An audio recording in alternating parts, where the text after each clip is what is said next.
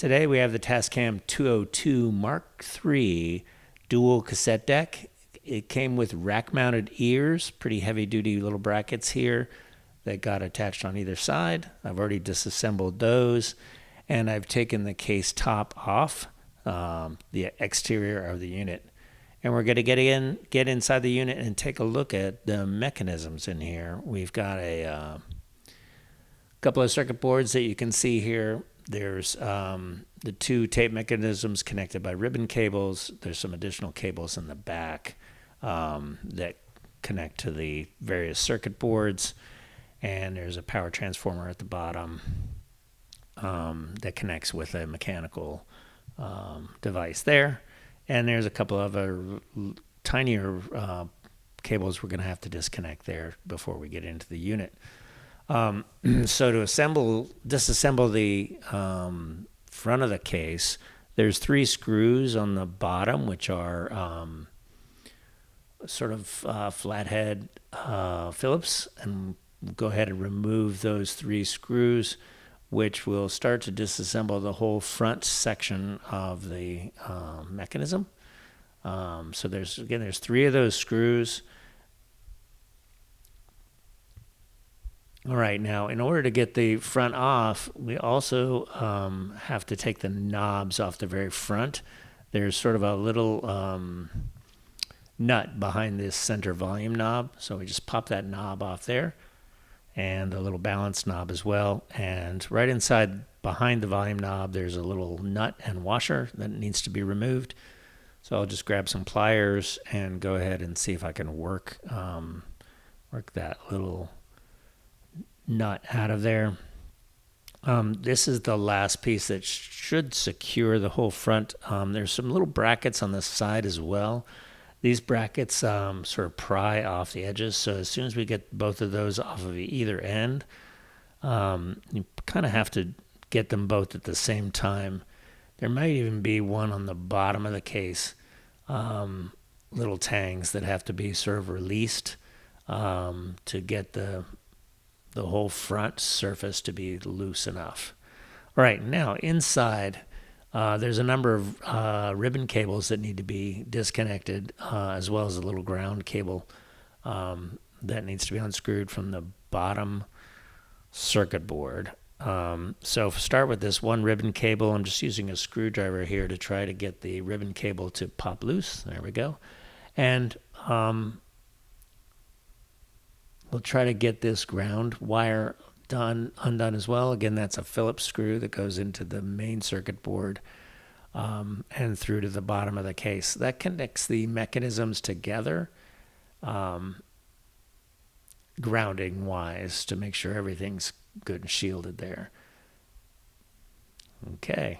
Now we'll continue with getting some of the other ribbon cables apart as well. There's one in the middle section, right under the display and the volume knob. It's very hard to see, but there's a little black ribbon cable there. I'm going to just try to change angle, but that just needs to be popped off in that center section right there. Okay, now we've got that off.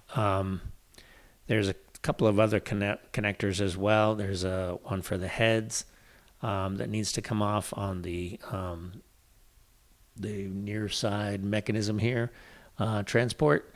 So there's a white ribbon cable. I'm going to pop this little tiny one loose as well, and that little one just sort of pops off.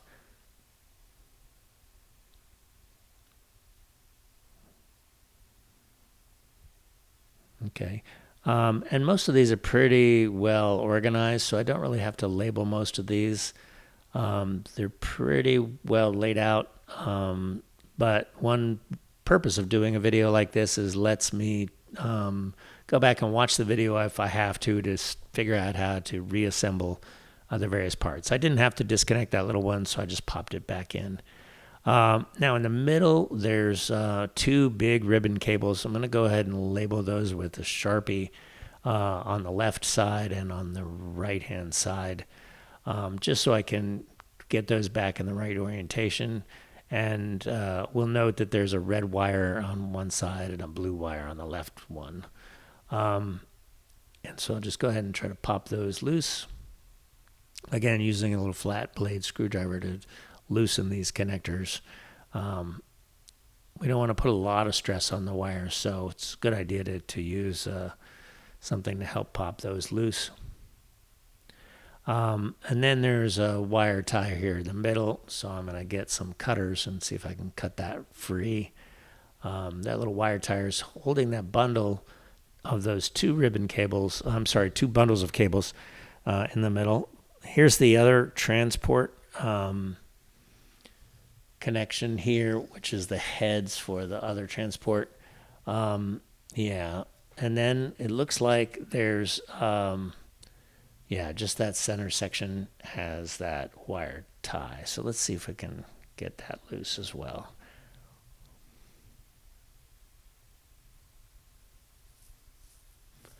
Yeah, there's a ground wire here. It's a black ground wire that's running up through that bundle. And I don't see a way to disconnect that. I'm going to probably have to cut that as well. Doesn't seem like there's any other way to get that loose. Both at the top and the bottom seems to be soldered. Maybe it was a last minute connection. Maybe they needed one more ground connection. Typically you only want to do a ground in one spot, but I guess they needed to get that loose. So, all right, with that cut, you can see that the ground wire should be the last piece here that's holding that whole front section on. One more ribbon cable here. Let's take that out.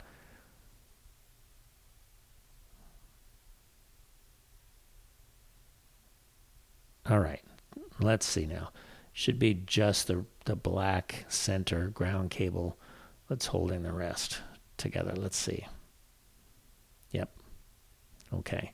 Yep. So I think we're just gonna go ahead and cut that ground wire, and I'll just have to splice it back together later.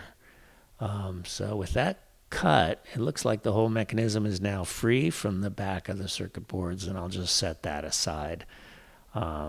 There is a little power switch there that goes to the back transformer. Again, when we reassemble that, we just have to make sure we get that back in the right spot. All right, so looking at the mechanism, it looks like there's belts that are in there. The belts haven't degraded completely, but it looks like I'm just sort of examining both belts to see. It looks like all the belts are there, but they're maybe a little bit loose. So I'm trying to use my phone light here to try to look inside and see. Yeah, the belt's in there, but it's come off the motor, and there's some big pulleys in here that the belt sort of passes between. On these dual decks that have forward and reverse play options, there's usually sort of two capstan flywheels, really, that the belt passes by, and it wraps around one flywheel and then sort of passes by the other, allowing both those flywheels to operate continuously but in opposite directions. So we're just removing those screws off the back of this first transport, and I'm just going to set those screws aside. And there's 3 of these little shouldered screws on the back plate that hold the back plate on, and they're all the same. And then there's one more screw where the back plate sort of folds down and goes into the circuit board here. And so I'm using a smaller screwdriver to get this one out. And I think these are the 4 screws that hold the back plate on. So we'll take a look. I'm going to use some pliers and get this screw out. All right, there we go. So it's a long, skinny screw. Okay. There's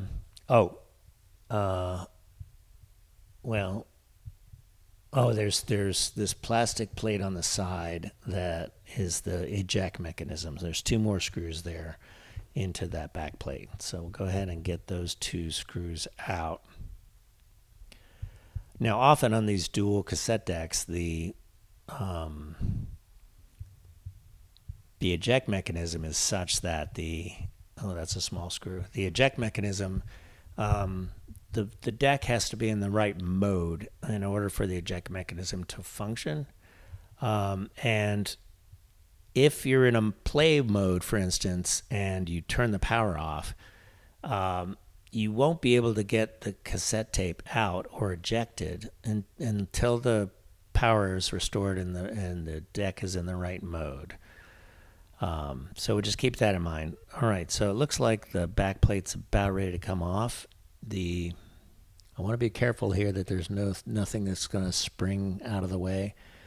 It looks like there's some tiny little head wires here. I want to be careful with those because they're so delicate. I don't think I can get the back plate off with those wires there, but there's a screw in this connector. I'm going to go ahead and undo this screw, and let's see if we can get this connector out of the way of the back plate.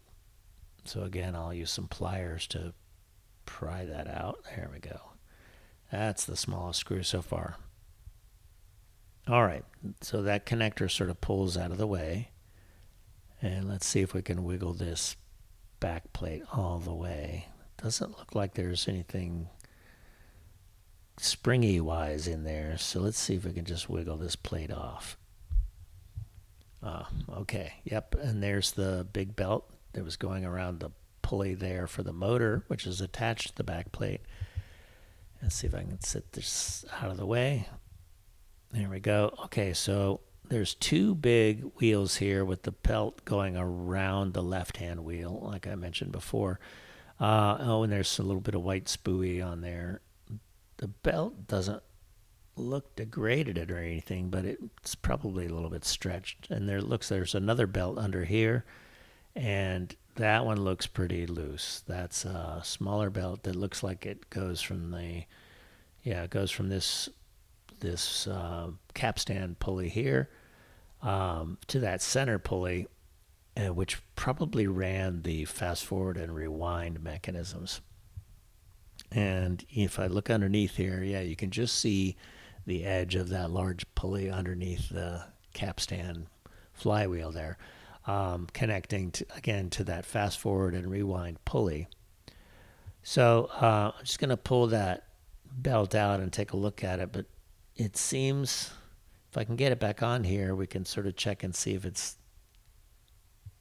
to me it looks pretty loose, like it's too long even for the pulley. Let's take a look at it. Again, it's in good shape. Sometimes these belts are just melted and completely degraded or will dry rot and crack apart, but this one doesn't look too bad, but it almost looks like it's too loose, really. Yeah, look at that. So we're going to go ahead and replace all the belts in this unit.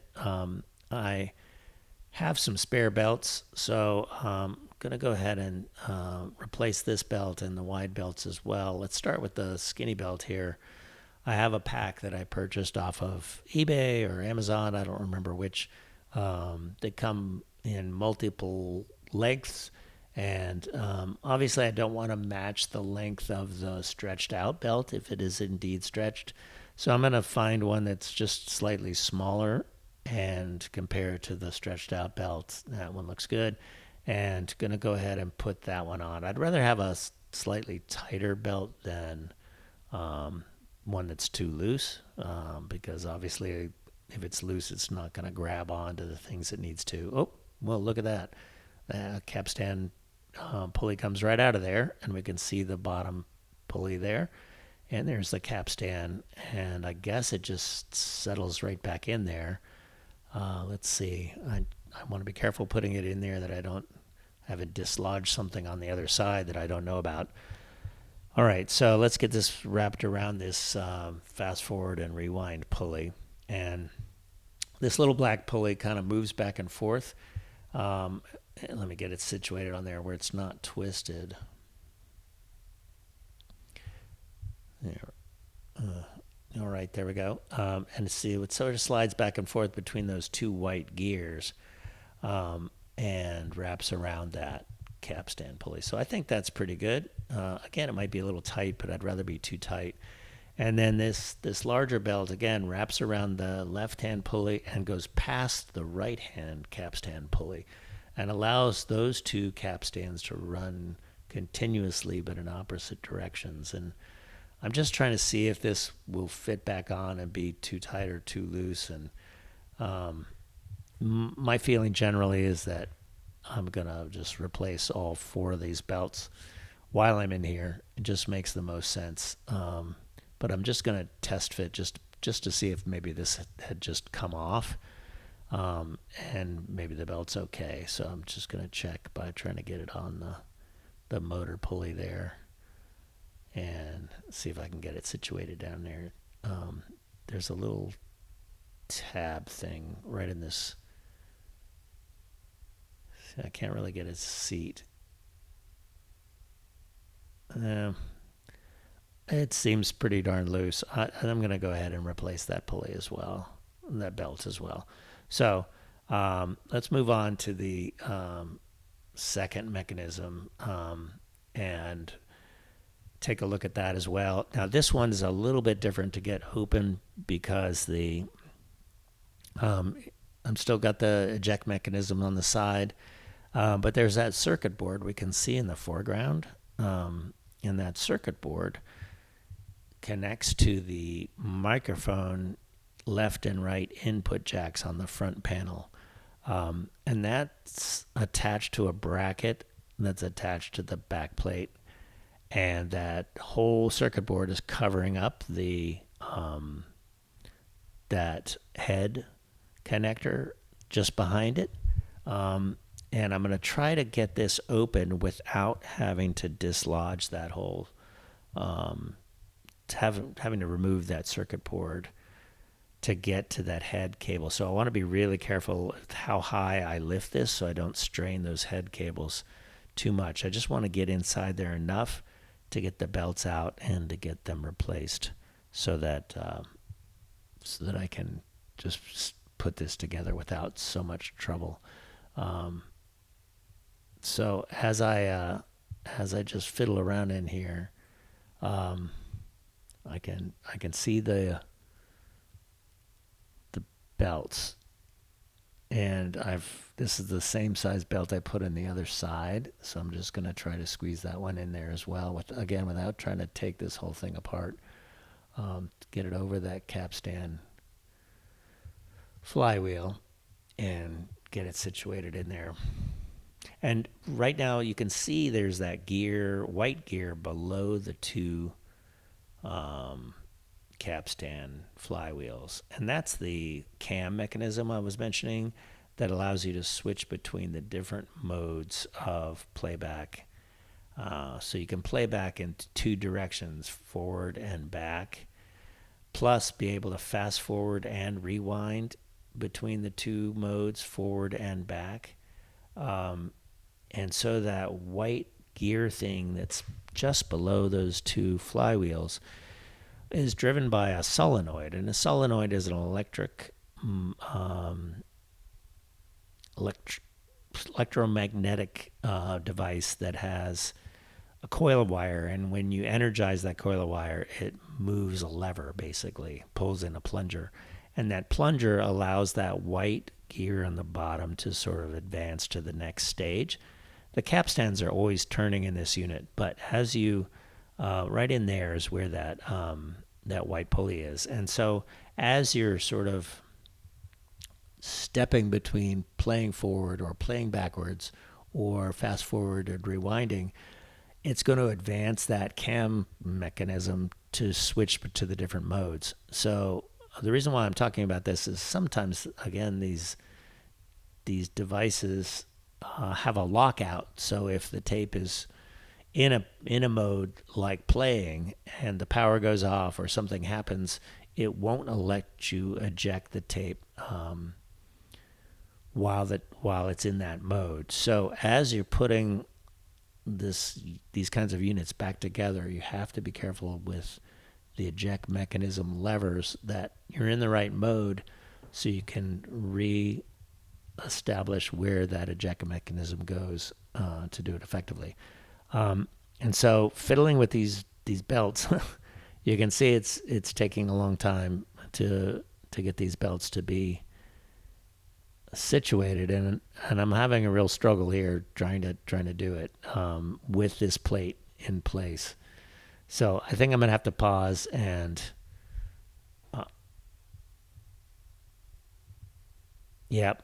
So I think that it just takes too much time to get these belts to settle appropriately. So I'm really struggling with doing this with the plate in the way, and even getting this little belt in there is just really problematic um, because the quarter's so tight. And I'm using screwdrivers and I'm using pliers and trying not to dislodge a lot of things in there to get that belt in there. And obviously, I'm not having the best of luck. It seems to be on there now. I can't tell if it's twisted or not. Um, yeah, it seems to be working. I'm sort of trying to get it to advance through those motions as well. Let's see here. See, I don't. I'm gonna pause. Okay, so I'm back. I did struggle with getting this wide belt on for quite a while, and I just decided it was better to just pause and get past all that, so you didn't have to watch me struggle so much.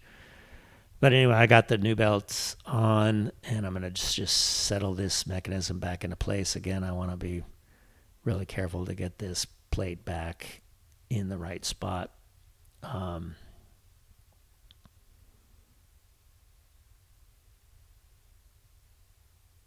getting okay, so getting this plate settled back in is a little trickier with this um, extra headphone jack in place, but I think I've got it. I've got to make sure that little fast forward and rewind piece pokes through in the right spot here. Let's see. Yep, that looks good, finally. All right, and I'm just testing, spinning the capstan to make sure that it's actually functioning. Gonna go ahead and get this ejection mechanism installed as well. And again, it has to be situated in just the right way. And I have to be in the right mode to get this done. So let's see if I've got it in the right spot. Looks like it. Okay, so by installing these last little screws on the side here, that's going to put the eject mechanism together. It sort of has a little snap that goes around a post as well to sort of positively align it. There we go. There's a second screw. And I'll go ahead and get these two screws connected.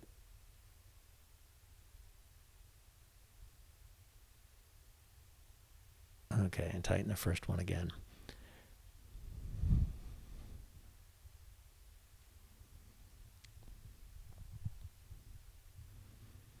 All right, now we can put the screws in for the remaining part of the circuit board.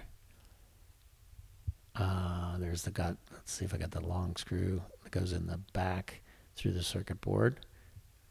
Again, this mechanism is exactly the same as the other side. Sometimes they have functions that are reversed or mirror image from one side of the dual tape deck to the other. I've worked on one where the eject mechanism was on the same side on both units, and then in this case, they're both on the same side of the mechanism, whereas one on a different tape deck, they were sort of mirror image and both centered or on opposite sides. So it really depends on the manufacturer, but sometimes in the case of this unit, both mechanisms, both transports are exactly the same for both sides. So that's kind of handy. All right, so now we're going to go ahead and put this all back together and assemble that front mechanism into the back. And here you see me testing the two transports to make sure that they actually open up. That's the way I tell that I'm in the right mode for that. Otherwise, I wouldn't be able to get a tape in to test it necessarily. So just remember all the different connectors here have to be reconnected. So I don't want to forget any as well as the power button goes right through that little slot. So I'm going to try to line up the power button and the two knobs at the front. That's the first step to make sure I can get those seated just right. And there we go. All right, so now we'll get this washer and nut onto this volume knob in the center. I'm going to grab my pliers and try to tighten that down.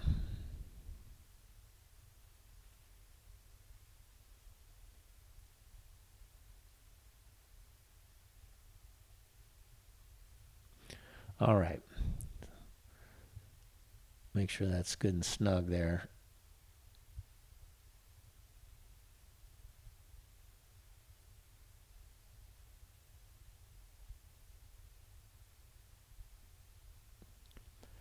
All right, now to get all the connectors back in place, we have that little tiny one right in the middle there.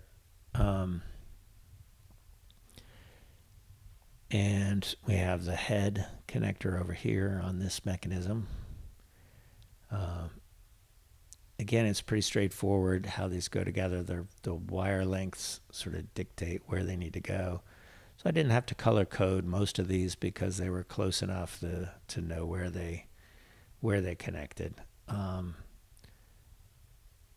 So we've got these two on the board as well at the bottom, and then we've got the head mechanism on the other side. Let me adjust the camera a little bit. There we go. So there's two connectors back here. There's a black one that goes into the circuit board at the bottom, a little ribbon cable. That has to go in. There's not much room to play there. There we go. And then we have to do the head cable as well. And again, there's only one way that goes. Okay. Let's make sure it's good and seated. Good. All right. And then we've got this ground wire, and the ground wire goes to the circuit board. And then we've got these two bundles of cables. Remember, I marked these with a Sharpie. The red goes to the right, and the blue one goes to the left. And the ends I had marked with a Sharpie. Yep. Again, making sure those are good and seated, because I want to make sure that they're connected. I don't want to leave anything to chance there. There we go. Yep. All right. Just checking to make sure I got them all. Yeah, so that ground wire's got to go in place. Make sure that get that connected as well.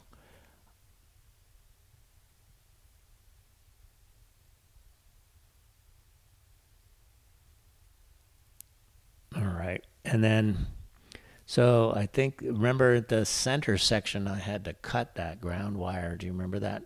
I don't know why they soldered the two ends of that. I'm sure they knew that they had to re-establish that at some point. So, so when it comes to that wire in the middle, I think I'm just going to strip the two ends of it and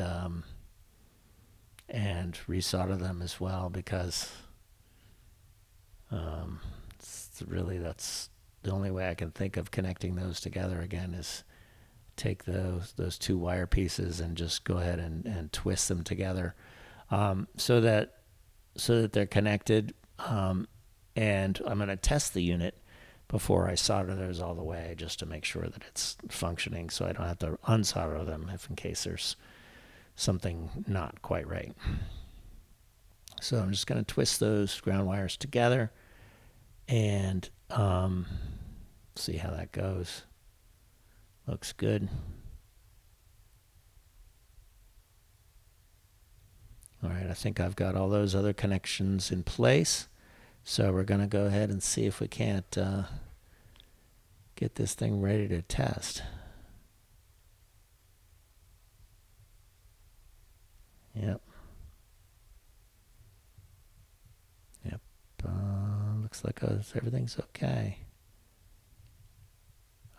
Power switch is in a good spot. So let's see if we can't test this out. So I'm going to go ahead and put the knob on here and put the balance knob as well. These two knobs are for recording only. And we're going to switch audio here and just see if we can test this out. All right, I've got this connected to my sound system, and what we're going to do is see if we can get them output. So I've got a tape in side B here, channel tape deck 2, hit play.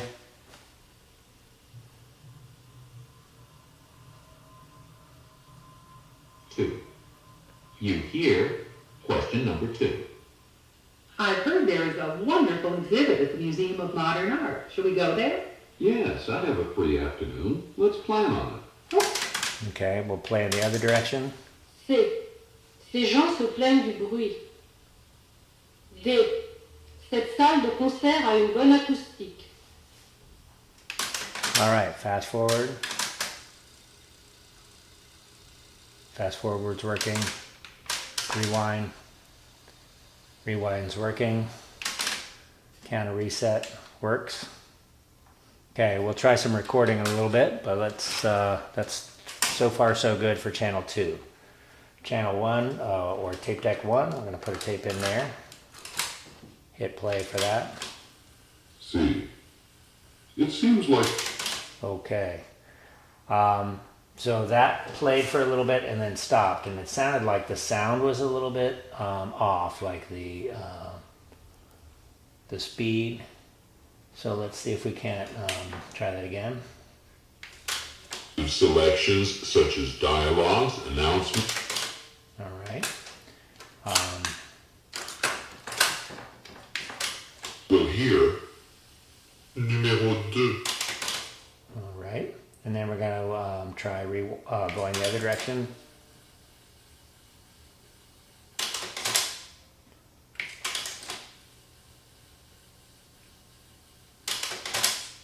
Okay, so in both cases, this tape deck is having a little bit of difficulty getting its position correctly.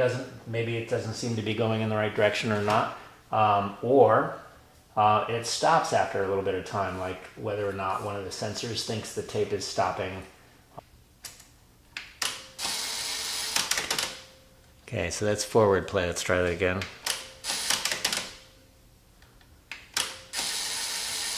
You can see the tape head going up and coming back down and stopping. If we do the reverse play, we should see the head go up and flip around. See it flip there? Up, flip. So that's reverse play, and it stops again. So what's happening is the tape deck is sensing for some reason that it needs to stop. So we put a tape in, and it plays for a little bit. Please note that your answer sheet has 5. All right, so I have to take the mechanisms all the way apart again and into the transports. And here's what I sort of found, is that there's a little arm in the middle here that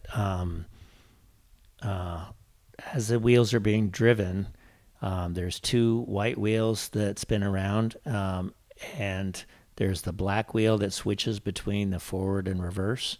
And on this one transport, that didn't seem to switch fully between the forward and reverse functions. And so I've taken the capstan wheels out, and in order to see what's going on underneath them. And there's this little arm in the middle section where these capstan wheels settle. And the arm in the middle is connected to the cam wheel. And the cam wheel is this big wheel that spins around. and again switches between the different modes. And two of the modes that seem to not function on this side were the playing modes. And so by spinning this cam around, it seems like the cam is going all the way around back and forth. But the little lever in the middle is not. So I took both mechanisms all the way apart, and this is what I discovered. Of the two mechanisms, here's the two identical arms for the two mechanisms, and one has two little pins on it, and the other one does not. Here you can see the two little pins on the right-hand deck, which is deck number 2, and it's working properly. And here's the arm for the other deck, and those two pins are not there. In fact, I think that's one of the big issues with this deck now, is that those pins have been sheared off. And so here on my cutting board in the kitchen, you can see, sure enough, there's one of the little pins I found down in the case. And you can see on the left is the mechanism that has no pins on it, and the one on the right is the one that has the pins. So what I did is I went ahead and drilled out some holes with a tiny drill bit. Here again, this is the bottom of those two mechanisms, is the one where I've drilled the holes. You can see the holes there. And then I cut some little plastic pins from another piece of plastic that I had kicking around, and set those pins into the arm there with some super glue. And here you can see that I've got both pieces put together with the pins sort of drying with super glue. So that was the fix that I've done mechanically to this tape deck, replacing the belts and then fixing the two little pins on this tape deck number 1's transport arm here. So here's, you can see the pins are now in there. They've sort of set up, and they've the super glue has had a chance to dry. Here's the two pins, and I've tried to shape them and get them to the right size as the original, and I don't know if it's quite right, but we're going to give it a try anyway. And the idea is these two pins fit into the cam wheel that's just there, the center of the transport, and this faces down like this, so those two pins will follow into the cam setup there. And so once I have it seated, I just want to test everything to see if I got it all in the right spot. This little wheel goes down on top and sets on there. And then the two capstan wheels go in. The left-hand one has the pulley. I'm just going to go ahead and put that around there while I have it off and settle it in there. And get that wrapped around the black pulley. Now, as I had these two mechanisms apart, there's sort of two white wheels on either side of that black pulley, which are, I guess, fast forward and rewind mechanisms, but they seem like, see, the belt goes past there. That all seems to be fine. Those two white wheels are interesting because on this one that I'm putting this mechanism all back together, has the two white wheels, but the other mechanism had a black wheel and a white wheel. And so we're going to look at that in just a minute, but I'm sort of putting this all back together, getting all the belts situated in there.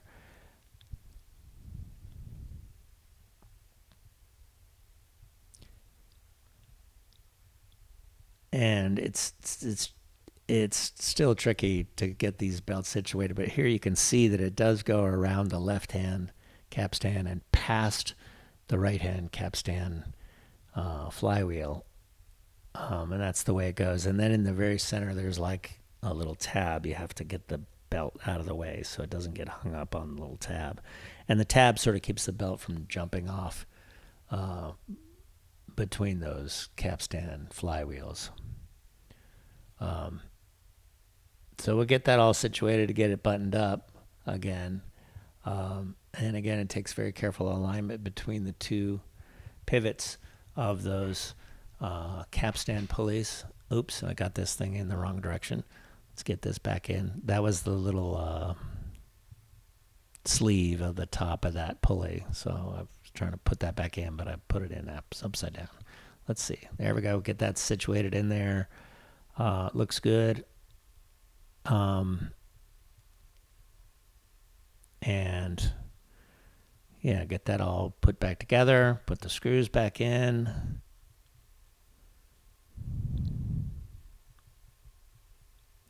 Get the connection back on there. All right.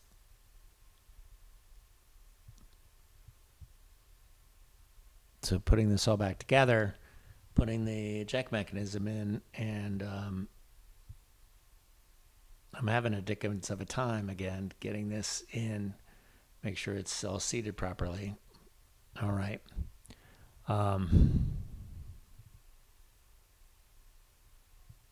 And again, it has to be in the right mode for this thing to go in successfully. So I don't think I have it in the right mode because it's not going in very well.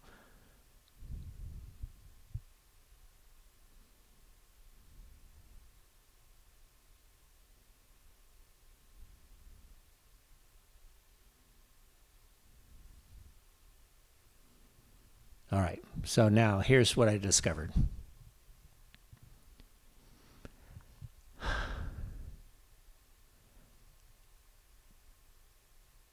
Once I got it all put back in, the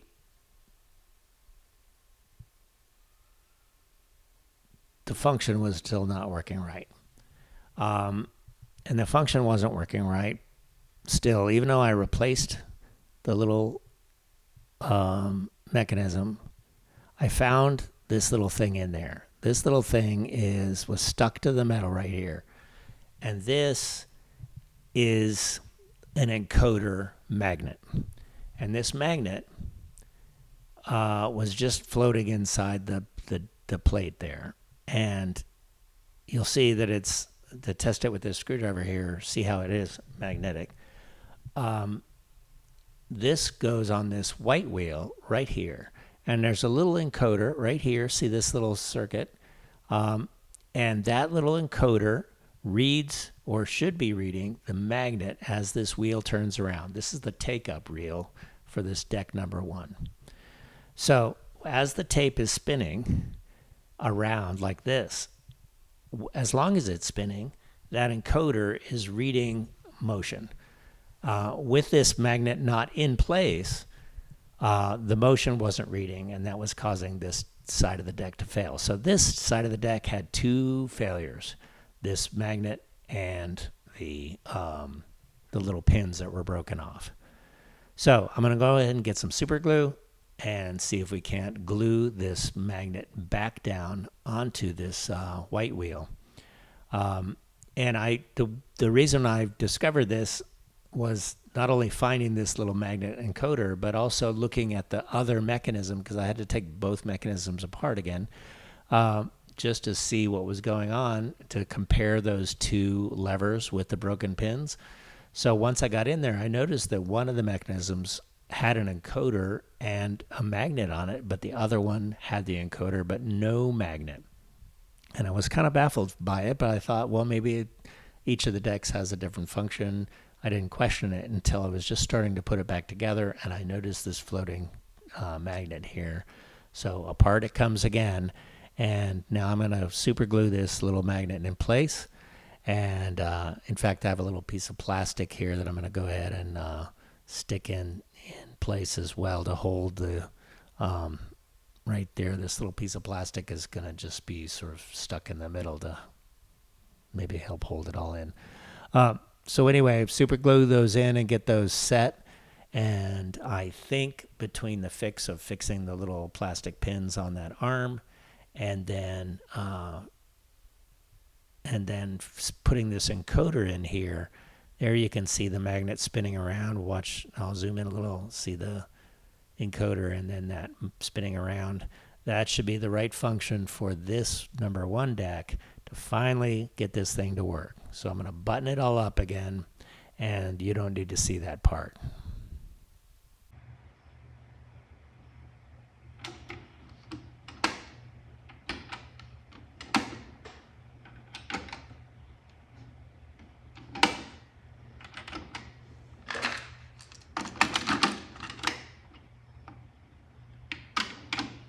The following conversation takes place in a department store.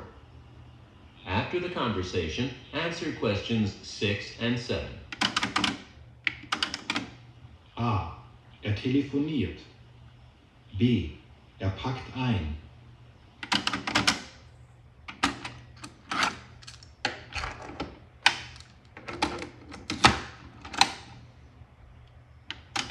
In a department store. After the conversation, answer questions 6 and 7. Schreibtisch. A. Er telefoniert. B. Er packt ein.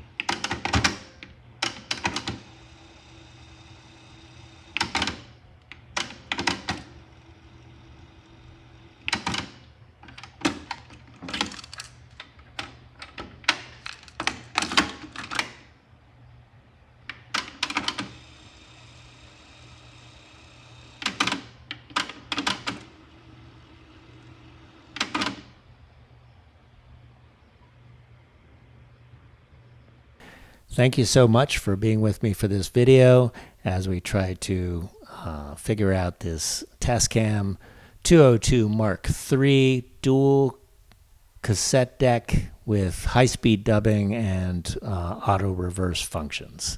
Thank you so much.